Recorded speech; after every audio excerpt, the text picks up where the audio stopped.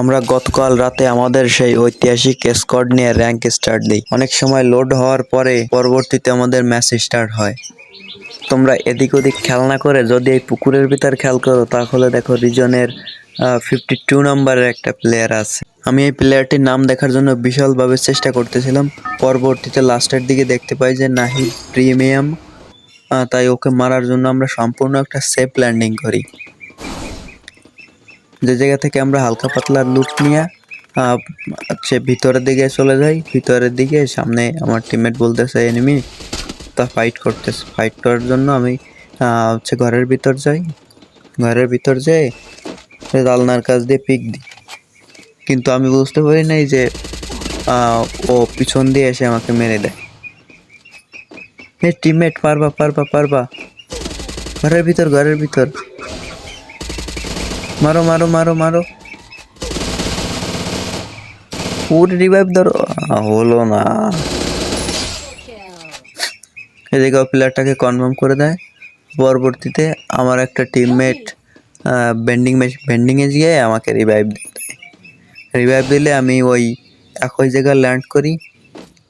কিন্তু ওই একই জায়গায় ল্যান্ড করার পরবর্তী দেখে ভিতরে সেই প্লেয়ারটা আছে, তখন ও বুঝতে না পারার আগেই আমি ওকে ক্লিয়ার দিয়ে দিই।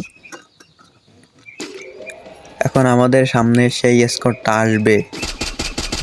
ওই যে একটাকে M14 দিয়ে মারলাম, ডাউন হয়ে গেছে, ক্লিয়ার দিয়ে দিলাম। পরবর্তীতে পিছনে একটা আমি আমার MP40 বা EDM না মেরে আমি ট্রিটমেন্ট গান দিয়ে আমার টিমমেটকে হিল করে দিচ্ছিলাম। এই যে মারতেছে, এই যে হচ্ছে ওই 52 নম্বরের যে স্কোয়াডটা, ওরাই হচ্ছে আমাদের সামনে। আমি দেখাবানি এই জায়গায় আমি কভার নিই, কিন্তু আবার ডাউন হয়ে যায় গুরুজা এক্স এর জন্য। কারণ আমার টিমমেট আবারও হিল দিতে আসতেছে। রিভাইভ দেওয়া হয়ে গেলে আমি একটা সুপার মেডি মারতে চাই, তখন হচ্ছে গিয়ে জোনে সিরিং করার জন্য বেশি কাটতেছে, এর জন্য আমার সুপার মেডি হওয়ার আগেই আমাকে মেরে দেয়। এই যে হচ্ছে নাহিদ, ওই যে নামটা দেখো, নাহিদ প্রিমিয়াম।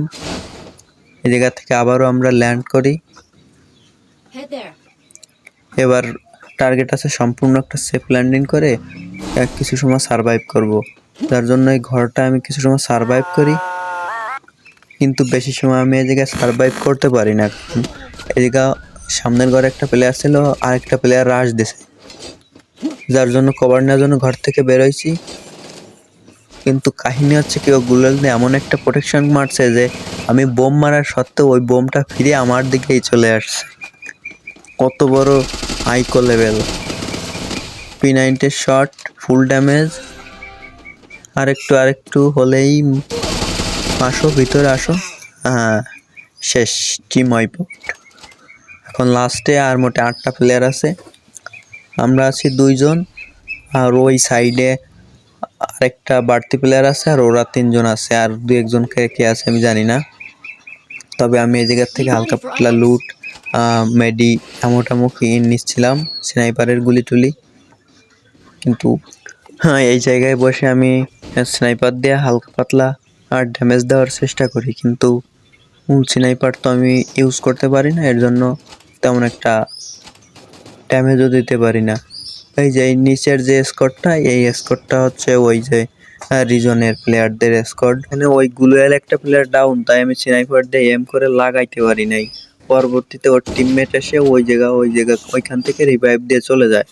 ওই হচ্ছে নাহিদ প্রিমিয়াম ডাউন ছিল, কিন্তু আমি স্নাইপার চালাচ্ছি, কিন্তু একটা গুলিও কাউন্ট করতে পারি না। এই সামনে একটা প্লেয়ার আছে আর নিচে আছে ওরা 3 জন, আর আমরা 3 জন না 4 জন। ওই যে একটা শেষ হয়ে গেছে,